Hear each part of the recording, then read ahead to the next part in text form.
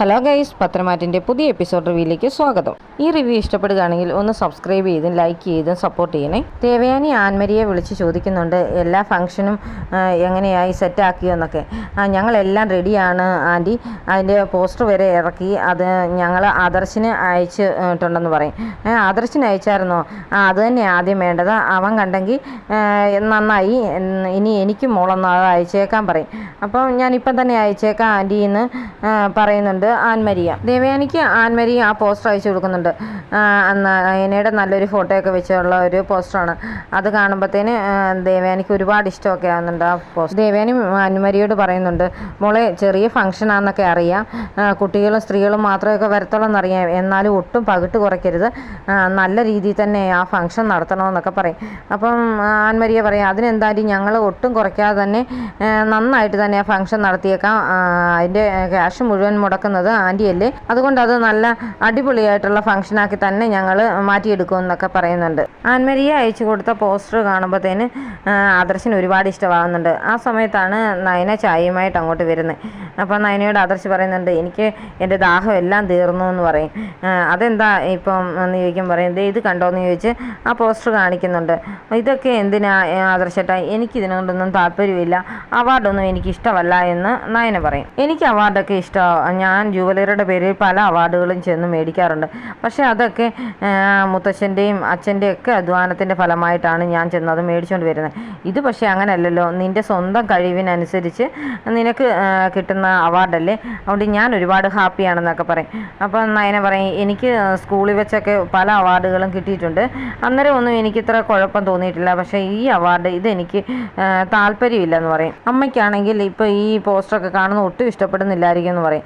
അമ്മയ്ക്ക് ഇഷ്ടപ്പെട്ടില്ലേൽ എന്നെ അമ്മ മനസ്സിലോർക്കുന്നുണ്ടായിരിക്കും, അമ്മയുടെ മരുമകൾ ചില്ലറക്കാരിയല്ലെന്ന് ആദർശ് പറയും. ഇനി ആദർശേട്ടനെങ്ങാനും ആണോ ഈ അവാർഡിന് പിന്നിലെന്ന് നയന ചോദിക്കുന്നുണ്ട്. അതെന്താ നീ അങ്ങനെ ചോദിച്ചെന്ന് പറയും. അതല്ല, കാശ് കൊടുത്തിട്ട് വല്ലതും ഈ അവാർഡ് ഒപ്പിച്ചെടുത്താണോ എന്ന് ചോദിക്കുമ്പം ആദർശ് പറയും, അങ്ങനെ കാശ് കൊടുത്ത് അവാർഡ് മേടിക്കുന്ന പരിപാടിയൊന്നും എനിക്കില്ല, ഇത് നിൻ്റെ അംഗീകാരമായിട്ട് നിൻ്റെ കഴിവിന് കിട്ടിയതാണ്, അതുകൊണ്ട് നീ ഇത് പോയി മേടിക്കണമെന്നൊക്കെ പറയും. എനിക്ക് ഇതിനോട് ഒട്ടും താല്പര്യമില്ല എന്ന് പറഞ്ഞ് ഇങ്ങനെ നയന ആലോചിച്ച് നിൽക്കുന്നുണ്ട്. അപ്പോൾ ആദർശ് പറയും, അതേ ഇപ്പം ഞാൻ നിൻ്റെ വാലായി കേട്ടോന്ന്. അതെന്താ അങ്ങനെ പറഞ്ഞെന്ന് ചോദിക്കും. അവാർഡ് നയന ആദർശിനാണെന്ന് പറയും. അപ്പോൾ ആദർശ് വാല് പോലല്ലേ എന്ന് ചോദിക്കും. ആദർശേട്ടൻ എൻ്റെ വാലാകുമൊന്നും വേണ്ട, എൻ്റെ മുമ്പിൽ നടന്നാൽ മതി, ആദർശേട്ടൻ്റെ പുറകിൽ നടക്കാനായി എനിക്ക് താല്പര്യം എന്നൊക്കെ നയന പറയുമ്പോഴത്തേന് ആദർശ് അത് കേട്ട് സന്തോഷത്തോടെ ചിരിക്കുന്നൊക്കെ ഉണ്ട്. നമ്മുടെ നവ്യ പക്ഷേ ഇതൊന്നും അറിഞ്ഞിട്ടില്ല കേട്ടോ, നയനയ്ക്ക് അവാർഡ് കിട്ടിയോ കാര്യമോ ഒന്നും അറിഞ്ഞില്ല. അപ്പം നയന നവ്യയെ കൊണ്ട് കാണിക്കുന്നുണ്ട് ഈ പോസ്റ്റർ. അന്നേരത്തേന് നവ്യയ്ക്ക് ഭയങ്കര സന്തോഷമാണ്.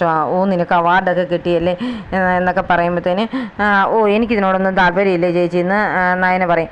നീ ഇങ്ങനെയൊന്നും പറയരുത്, എനിക്കാണ് ഇതെങ്ങനെ കിട്ടുന്നതെങ്കിൽ ഞാനിപ്പോൾ ഈ പോസ്റ്റർ തന്നെ പലർക്കും അയച്ചു കൊടുത്തേനെ, എന്നിട്ട് അവരെ എല്ലാം കൂടെ വിളിച്ചേനെ ഫംഗ്ഷന് വേണ്ടി, അതുകൊണ്ട് നീ ഇത് മിസ്സാക്കരുത്, പോകണമെന്ന് പറയും. എനിക്കാണെങ്കിൽ പരസ്യത്തിലൊക്കെ അഭിനയിക്കാൻ ഭയങ്കര ഇഷ്ടമായിരുന്നല്ലോ, ആ ഒരു പരസ്യത്തിൽ അഭിനയിച്ചതിൻ്റെ പുകിലൊക്കെ നിനക്ക് അറിയാവുന്നതല്ലേ, ഇനിയിപ്പം കുഞ്ഞൊക്കെ ആയി കഴിയുമ്പോൾ ഇതൊന്നും നടക്കത്തില്ല, അത് കാരണം ഞാൻ ഇവിടെയൊക്കെ ഒതുങ്ങിക്കൂടത്തേ ഉള്ളൂ, അവിടെ നീ അവിടെ ഫംഗ്ഷന് പ്രസംഗിക്കുകയൊക്കെ ചെയ്യണം, ആ സമയത്ത് അച്ഛൻ്റെയും അമ്മയുടെയും ഒക്കെ പേര് പറയുന്ന കൂടുതൽ എൻ്റെ പേരോടൊന്നും പറഞ്ഞേക്കണം, എനിക്കും അങ്ങനെ കുറച്ച് പ്രശസ്തിയൊക്കെ ആയിക്കോട്ടെന്ന് നവ്യ പറയുന്നുണ്ട്. നയനെ അപ്പോൾ അയ്യടി എന്നൊക്കെ പറഞ്ഞ് കളിയൊക്കെ ചിരിക്കുകയൊക്കെ ചെയ്യുന്നുണ്ട്. എന്നാലും നവ്യയ്ക്ക് ഭയങ്കര സന്തോഷമാണ് നയനയ്ക്ക് ഇങ്ങനെ ഒരു അവാർഡ് കിട്ടിയതിൽ. അപ്പം നയന പക്ഷേ പറയുന്നുണ്ട്, ഞാൻ ഇതിന് പോകാൻ താല്പര്യപ്പെടുന്നില്ല എന്നൊക്കെ. എന്താടി നീ ഇങ്ങനെ പറയുന്നത്, ഇങ്ങനെയൊന്നും പറയരുത്, ഇത്രയും വലിയൊരു നല്ല അവാർഡൊക്കെ കിട്ടി ഫേമസ് ആകാനുള്ളൊരു ചാൻസ് നീ കളയരുത്, ആദർശേട്ടനും നിന്നെ സപ്പോർട്ട് ചെയ്ത് കൂടെ ഉള്ളതല്ലേ എന്നൊക്കെ പറയുമ്പോഴും നയന പറയുന്നത്, ചേച്ചി ഈ അവാർഡ് ചില പ്രശ്നങ്ങളൊക്കെ ഉണ്ട്, അതെന്തായെന്ന് എനിക്ക് അറിയണമെന്ന് പറയുന്നുണ്ട്. അതെന്താ മോളെ പ്രശ്നം, എന്താ ഇതിനിടയിൽ വല്ല പ്രശ്നം ഉണ്ടോ എന്നൊക്കെ നവ്യ നയനോട് തിരക്കുന്നുണ്ട്. പക്ഷെ നയന പറയും, അതൊക്കെ ഞാൻ ഒന്നുകൂടെ തിരക്കട്ടെ ചേച്ചി, അത് കഴിഞ്ഞിട്ട് പറയാം കേട്ടോ എന്ന് പറഞ്ഞിട്ട് അങ്ങ് പോകും. ഗോവിന്ദനും മരുന്നും ഗുളികയൊക്കെ എടുത്തുകൊണ്ട് കൊടുക്കുന്നുണ്ട് കനക. ആ സമയത്താണ് നന്ദു അങ്ങോട്ട് വരുന്നത്. എന്നിട്ട് പറയും, ചേച്ചിക്ക് WCSൻ്റെ ഒരു അവാർഡുണ്ട്, മികച്ച ഡിസൈനർക്കുള്ളതാണെന്ന് പറയും. അപ്പോൾ അത് കേൾക്കുമ്പോഴത്തേന് കനകയ്ക്കും ഗോവിന്ദനൊക്കെ ഭയങ്കര സന്തോഷമാകുന്നുണ്ട്. എന്തായാലും വലിഞ്ഞു കയറി വന്നവളാണെന്നും ഒക്കെയുള്ള പരിഹാസമല്ലായിരുന്നു നയനമോളെ കുറിച്ച് അവിടെ ഉള്ളവർക്ക്. ഇനിയിപ്പോൾ എന്തായാലും ഇനി അങ്ങനെയൊന്നും പറയത്തില്ല, മോൾ അവിടെ ചെന്ന് കയറിയ കാരണം ആദർശമോനും അവരുടെ ജുവലറിക്കും ഒക്കെ പേര് കൂടിയിട്ടേ ഉള്ളൂ, മോളുടെ ഡിസൈൻ വഴി ഇപ്പം അവർക്ക് ഒരുപാട് ഓഫറുകൾ കിട്ടുന്നുണ്ടല്ലോ എന്നൊക്കെ ഗോവിന്ദൻ പറയുന്നുണ്ട്. നയനേച്ചിക്ക് ഇങ്ങനെ ഒരു അവാർഡ് കിട്ടിയത് കാരണം അനാമികയ്ക്കും അവളെ സ്നേഹിക്കുന്നവർക്കും ഒക്കെ ഒരുപാട് അസൂയയായി കാണുമെന്നും നന്ദു പറയുന്നുണ്ട്. എന്തായാലും ജ്യോത്സ്യം പറഞ്ഞ പോലെ തന്നെ മോൾക്കിപ്പം നല്ല സമയമാണ്, മോൾക്ക് ഒരുപാട് ഉയരത്തിലെത്താനുള്ള സമയമാണെന്നൊക്കെയാണ് ജ്യോത്സ്യം പറഞ്ഞതെന്ന് കനക പറയും. ചെറുപ്പത്തിലെ മോൾ എൻ്റെ കൂടെ സഹായിക്കാനൊക്കെ നിന്നിരുന്നല്ലോ, അത് കഴിഞ്ഞ് എനിക്ക് വയ്യാതായപ്പം മോള് തന്നെത്താനാണ് കടയൊക്കെ നോക്കി നടത്തിയിരുന്നത്, അതിൽ നിന്നൊക്കെ കിട്ടിയതാ മോൾക്ക് ഈ കഴിവ്, അതുകൊണ്ട് എന്തായാലും അവർക്ക് ഉപകാരപ്പെട്ടല്ലോ എന്നും ഗോവിന്ദൻ പറയുന്നുണ്ട്. പരസ്യത്തിൽ അഭിനയിക്കാനും പ്രശസ്തി നേടാനും ഒക്കെ ആഗ്രഹിച്ചത് നവ്യമോളായിരുന്നു. എന്തായാലും ഇനി നയനമോൾക്ക് അതിനുള്ള ഭാഗ്യമൊക്കെ ഉണ്ടായത്. നയന കളക്ഷൻസിൻ്റെ എല്ലാത്തിനും മോഡലായിട്ട് മോളല്ലേ നിൽക്കുന്നതെന്നൊക്കെ പറഞ്ഞ് കനക സന്തോഷിക്കുന്നുണ്ട്. നയന ആൻമേരിയെ വിളിച്ച് പറയുന്നുണ്ട്, എനിക്ക് ഈ ഫംഗ്ഷന് വരാൻ ഒരു താല്പര്യമില്ല, അതുകൊണ്ട് ഞാൻ വരത്തില്ലെന്ന്. അത് കേൾക്കുമ്പോഴത്തേന് ആൻമേരിയ അങ്ങ് ഞെട്ടിപ്പോകുന്നുണ്ട്. മേഡം എന്താ ഇങ്ങനെ പറഞ്ഞത്? ഞങ്ങൾ പോസ്റ്ററൊക്കെ അടിച്ചു, എല്ലാ ക്രമീകരണങ്ങളും നടത്തി കഴിഞ്ഞല്ലോ, ഇനിയിപ്പം മാഡം വരത്തില്ലെന്ന് പറഞ്ഞു കഴിഞ്ഞാൽ പിന്നെ ഇത് മാറ്റി വെക്കാനൊന്നും പറ്റത്തില്ല എന്ന് പറയും. അതെന്തിനാ നിങ്ങൾ എന്നോട് പറയാതെ ഇങ്ങനൊരു ഫംഗ്ഷൻ അറേഞ്ച് ചെയ്തത്?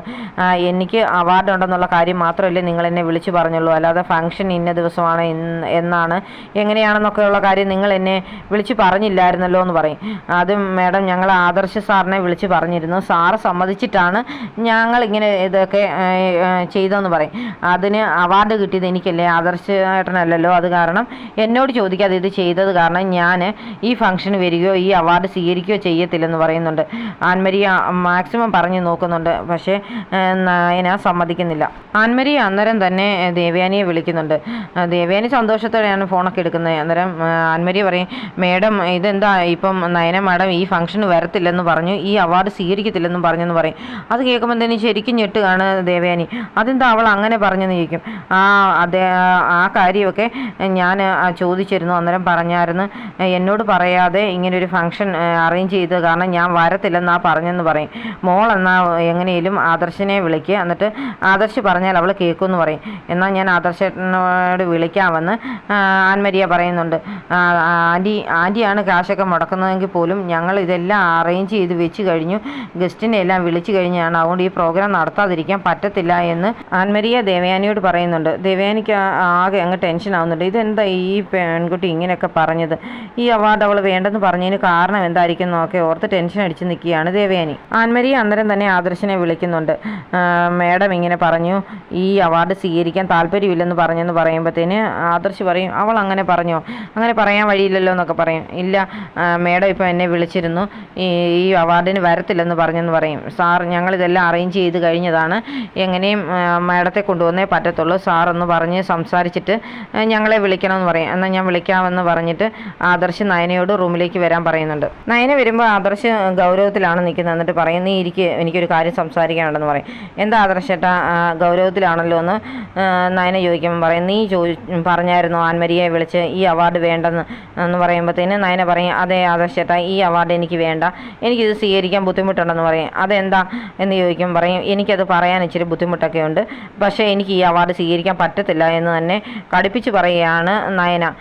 എന്തെങ്കിലും ഉണ്ടെങ്കിൽ എന്നോട് പറയാനായിട്ട് ആദർശ് പറയുമെങ്കിലും നയന പറയും, എനിക്കിപ്പോൾ ഇതൊന്നും പറയാൻ പറ്റത്തില്ല, ഞാൻ ഈ അവാർഡ് എന്തായാലും സ്വീകരിക്കാൻ പോകുന്നില്ല എന്ന് തന്നെ ഉറപ്പിച്ച് പറഞ്ഞിട്ട് നയന അങ്ങ് ഇറങ്ങി പോവുകയാണ്. അപ്പോൾ ആദർശ് ഓർക്കും, ഇതിവളുടെ മറ്റൊരു മുഖമാണല്ലോ, എന്താ ഇവളിങ്ങനെ ഇത്രയും കടുപ്പിച്ച് പറയാറില്ലാത്തവൾ ഇങ്ങനെ പറയുന്നത്, എന്തെങ്കിലും കാരണം ഇതിന് പിന്നിൽ കാണുമെന്ന് ഓർത്ത് ഇങ്ങനെ നിൽക്കുന്ന ആദർശിനെ കാണിച്ചുകൊണ്ടാണ് ഇന്നത്തെ എപ്പിസോഡ് അവസാനിക്കുന്നത്.